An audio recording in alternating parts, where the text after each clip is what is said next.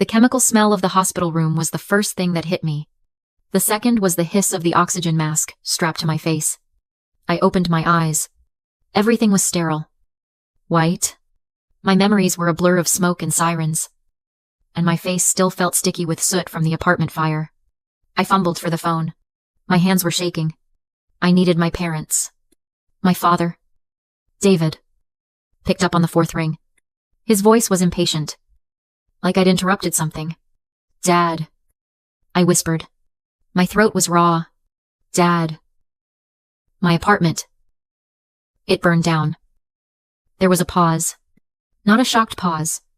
A cold, calculating pause. This is terrible timing.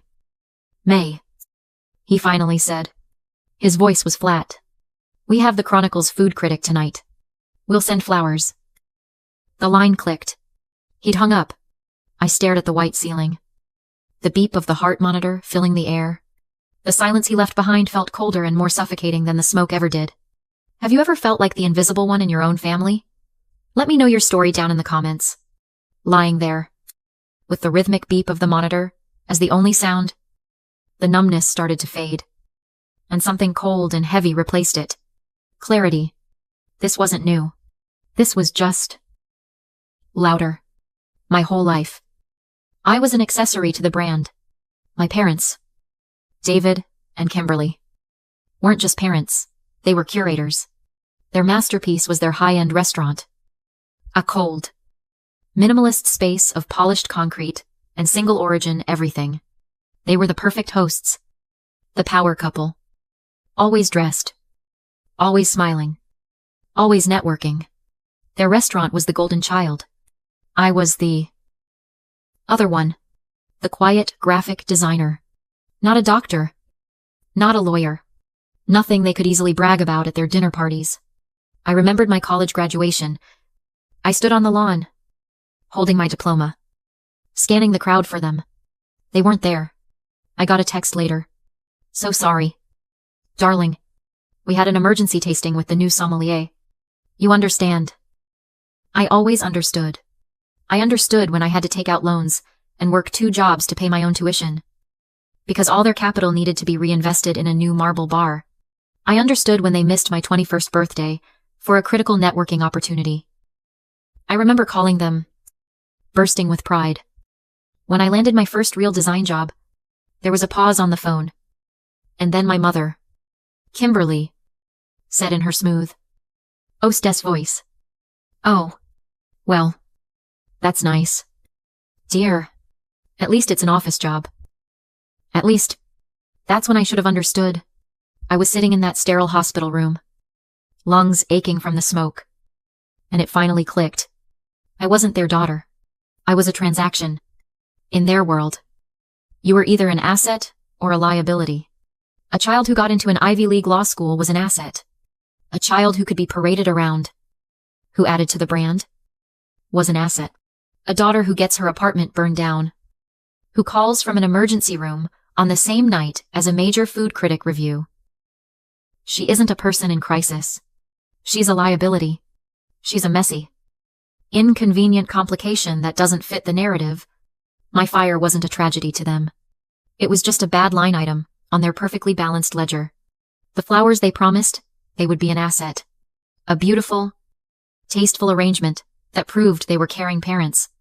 The visit itself, that was a liability. It cost them time. It cost them focus. My father's words echoed in my head. This is terrible timing.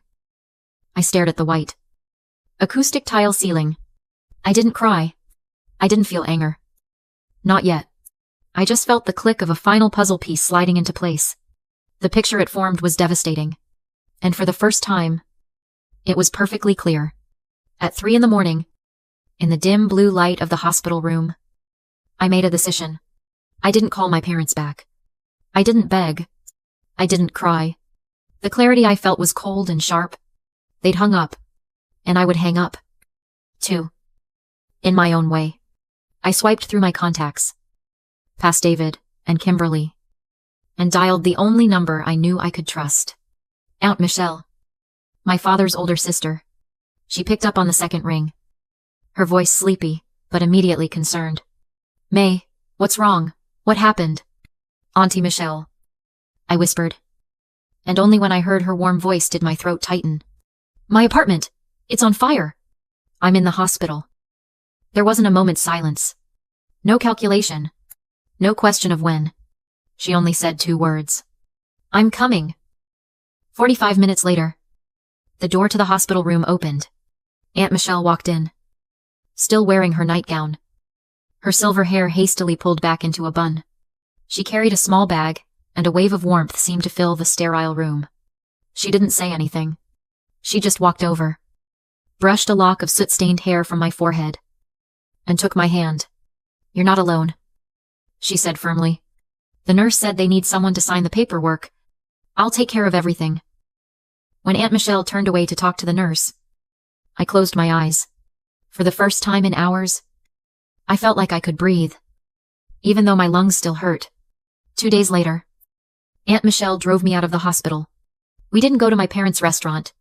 We drove to the suburbs, to her cozy little house. Entering Aunt Michelle's house was like entering a completely different world. My parents' restaurant was polished concrete, stainless steel, and cold silence. Aunt Michelle's house was a mess of life. Stacks of books towered in every corner. Ivy creeped along the windowsills. The air smelled of old paper, sun dust, and herbal tea. It wasn't a gallery, it was a home. She took me to the guest room and respread the old quilt.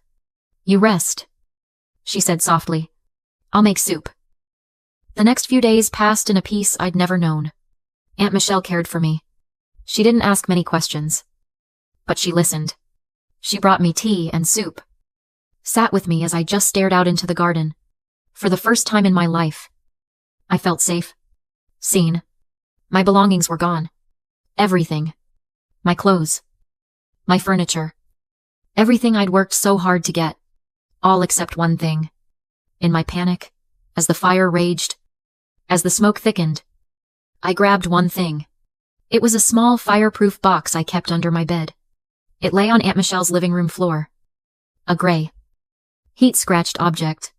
Aunt Michelle looked at it. What is it? Honey. I knelt down and unlatched it. Inside were not jewelry or money. They were hard drives that held all my design work. And underneath them, wrapped in a plastic bag, were my old sketchbooks.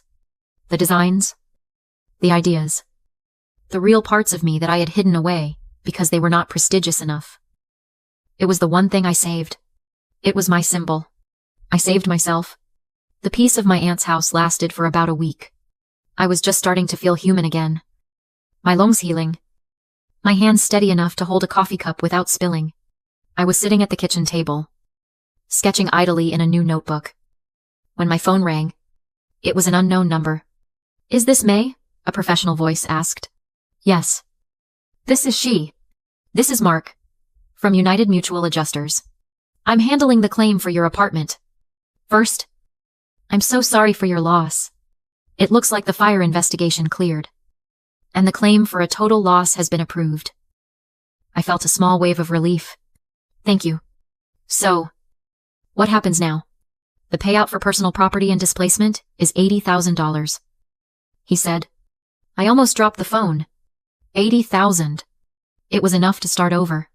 It was enough to be safe. That's... Wow. Thank you, I said. Then, there was a pause. The kind of pause that makes the hair on your neck stand up. Miss, he said, his voice dropping a little. Oh, I'm a little confused about the beneficiary information. Your father. Ah, Mr. David. He called my office this morning. My blood went cold. He did. Yes. He said he was the primary beneficiary on the policy, and that he was managing your affairs. He was very insistent that we wire the $80,000 directly to his company's corporate account. Something about asset management to help you. I couldn't speak. The room started to feel small. He hadn't called to see if I was alive. He hadn't sent the flowers he promised. But he had found the time to call my insurance company, to try and claim my money. Miss, are you still there? Mark asked. Do not, I said, my voice shaking, but low and clear. Do not send him anything. That is my policy. I am the sole claimant. Is that understood? Yes. Of course, he said, sounding relieved. I thought something was strange. The policy is in your name. We will mail the check directly to you. Can I get a forwarding address? I gave him Aunt Michelle's address, thanked him, and hung up the phone. My hands were clamped so tightly around the device. My knuckles were white. He wasn't just neglectful. He wasn't just cold. He was a thief. Aunt Michelle walked in, holding 2 mugs of tea. She saw my face and set them down slowly. May, what is it? What happened? I told her. I told her about the $80,000. And about our father's phone call. I told her he tried to have the money sent to his restaurant's bank account. I expected her to be shocked. I expected her to be angry for me. Instead, her face went perfectly, terrifyingly still. She looked down at the kitchen counter. Not at me. And her voice was a flat, tainted, cold whisper. Of course he did. She looked up, and her eyes were filled with a kind of ancient, familiar pain. May, she said, pulling out the chair opposite me. There's something I never told you about your father. About my brother. She took a deep breath. When your grandparents, my parents, passed away, it was 20 years ago. They didn't have much. But they left us the family house and a small savings. It was supposed to be split. 50-50. My half was just enough to go back to school, get my master's degree, maybe put a down payment on a place of my own. She stared at the wall, seeing something I couldn't. David was the executor of the will. He told me the estate was complicated, that there were hidden debts. He said he would manage my half for me, that he'd invested in his brilliant new business idea. The first restaurant. He said he'd double it for me in a year. She let out a short, bitter laugh. I was young. I trusted him. He was my big brother. Aunt Michelle. No. Yes, she said, finally meeting my eyes. The restaurant failed.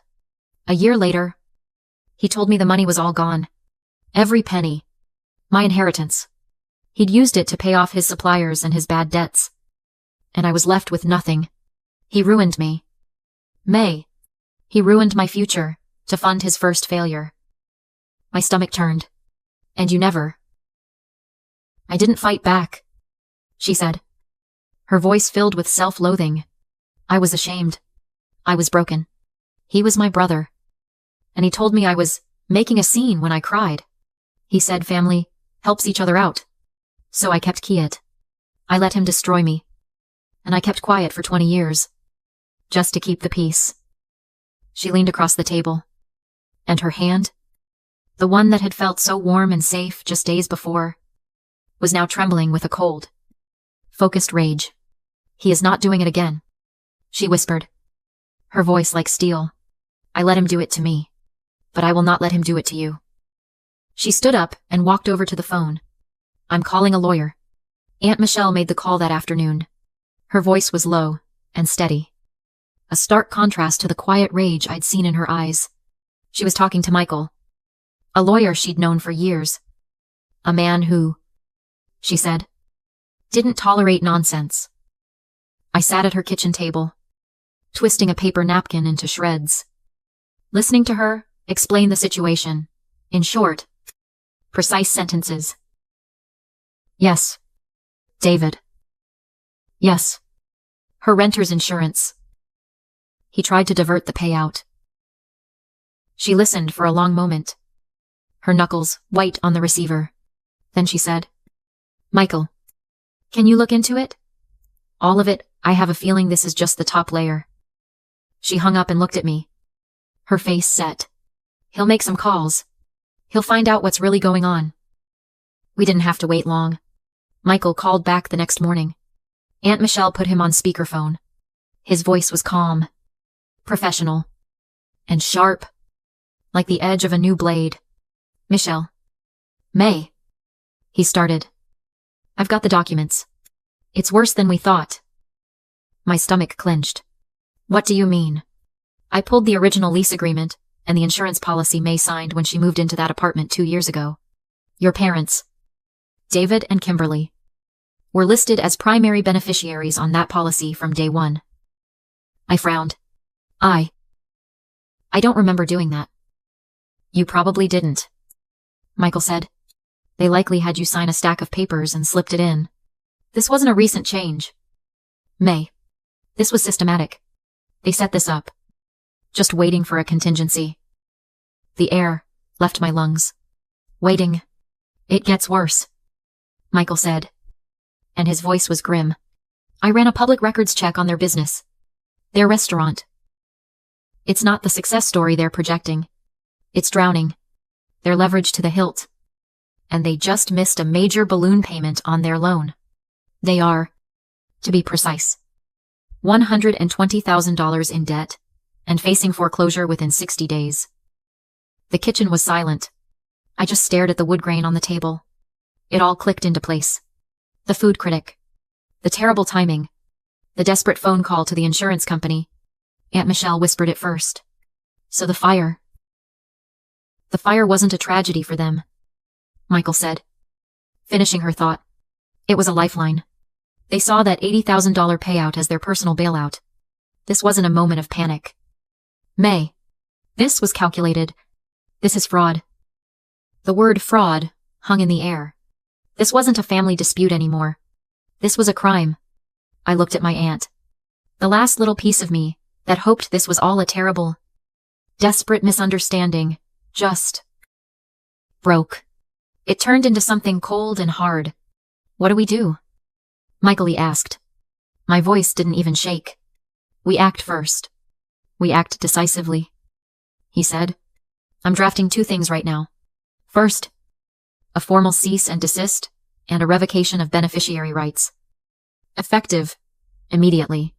Second, we're preparing a civil complaint. We're going to hit them before they even know what's happening. Good, I said. Do it. We chose our moment. It was the following Tuesday, the night of the big review. Michael had the papers couriered by a process server. But we decided to deliver a copy ourselves. Aunt Michelle called it a necessary closing statement. The restaurant was cold. Just like I remembered. All polished dark wood and cold. Gray marble. It was trying so hard to be important. It was also mostly empty. My father, David, and my mother, Kimberly, were standing near the hostess stand.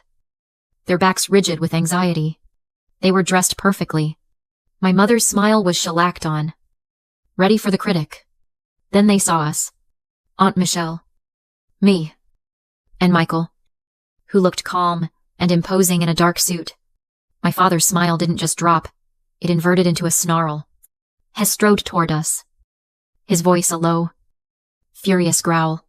May. What are you doing here? You're making a scene.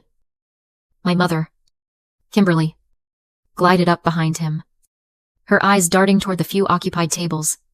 May. Darling, she hissed, her smile twitching. Whatever this is, clients can see you. We'll talk about this later. No, I said. My voice was quiet, but it cut right through the soft classical music. We're going to talk about it now. I stepped forward to the polished hostess stand and placed a thick envelope on the reservation book. What is this? David snapped. That, I said, looking him dead in the eye, is a legal restraining order and a formal revocation of any and all beneficiary rights to my insurance policy. His face started to turn a dull, blotchy red. You Dara. Michael stepped forward and placed a second, thicker envelope next to mine. And this? Mr. Perry, Michael said, his voice polite and brutal, is our office's notice of intent to file a civil suit for fraud, conspiracy, and emotional distress, pending the return of the $80,000 you attempted to illegally divert from your daughter. My mother's hand flew to her pearls. Frau Tao. How dare you? We were trying to protect her. Protect me, I asked. The coldness that had been building inside me finally found its voice. Protect me by stealing from me. Was that to protect me from the $120,000 of debt you're hiding? Was the restaurant facing foreclosure? Dad, David's composure completely shattered. The mask of the successful restaurateur just melted away, revealing the desperate, cornered man underneath. "You ungrateful," he roared, his voice echoing in the half-empty dining room. "After everything we've given you, after all we've done, your aunt has poisoned you against us." He raised his hand, pointing a shaking finger at me, his face purple. And right at that exact moment, the front door opened. A man and a woman stood there, notebooks in hand. Looking around, the man checked his reservation. "David Perry, we're from the Chronicle." My father froze, his hands still in the air, his face a mask of apoplectic rage. My mother looked like she'd seen a ghost. I just stood there, calm. The food critic stared at my father, who was still breathing like a bull. Then at my mother, whose smile was frozen in a rictus of horror. Then he looked at the 2 legal envelopes marked "Civil Complaint" sitting on the hostess stand. I didn't have to say another word. My father had said it all. I looked at my mother. "You were worried I'd make a scene," I said softly. Then I turned around. And with Aunt Michelle and Michael on either side of me, I walked out the door, leaving them standing in the ruins of their own creation. We didn't have to go to court, faced with a lawsuit for fraud, the testimony of the insurance adjuster, and the very public, very humiliating review from the Chronicle critic, who wrote a scathing piece about the shockingly toxic atmosphere and desperate, frantic owners. They had no fight left. My parents, David and Kimberly, signed every paper Michael put in front of them. They signed away any claim to the $80,000. They signed the agreement to pay an additional $25,000 in damages. They signed the restraining order. The money from the insurance company hit my account 2 days later. The restaurant's collapse was quiet and total, without the $80,000 lifeline they were counting on, and with their reputation in ashes. The bank foreclosed. The brand they had sacrificed everything for, the brand they had sacrificed me for, was gone within a month. I was sitting in Aunt Michelle's kitchen when Michael's email came through, confirming the final wire transfer for the damages. I stared at the screen, at the numbers. But I didn't feel victorious. I didn't feel angry. I just felt still. For years, I thought family was a bond, something unbreakable. It wasn't. For them, it was a convenience, a contract, and I had been the one paying all the dues. I realized cutting them off wasn't an act of anger. It was just an ending. It wasn't about revenge. It was about self-preservation. It wasn't about destroying their family. It was about finally giving myself permission to build my own. 6 months later, sunlight poured into my new apartment. It was smaller than my old one, but it was all mine. Filled with light and second-hand furniture I'd found and refinished myself. Aunt Michelle was standing on a stool, helping me hang a painting. "A little to the left," I said, squinting. She nudged it. "Perfect." The $25,000 in damages had been just enough to put down a deposit and buy a new laptop. I'd started my own freelance design business. I was finally, actually, doing it. My phone buzzed on the counter. I picked it up. It was a text from a number I didn't recognize, but I knew who it was. My mother. "Kimberly, we lost everything." It read, "The house, the business. Your father is a broken man. Don't you feel guilty?" I stared at the words. I waited for the old, familiar pang of guilt. The urge to apologize, to make it better. Nothing came.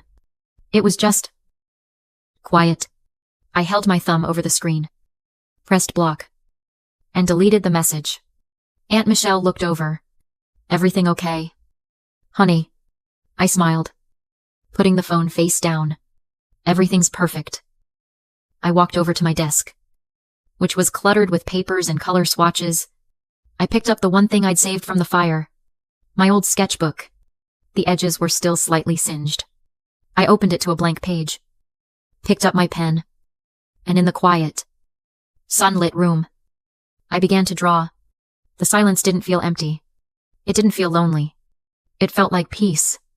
If you've ever had to choose between your family and your own sanity, share your story in the comments. You are not alone.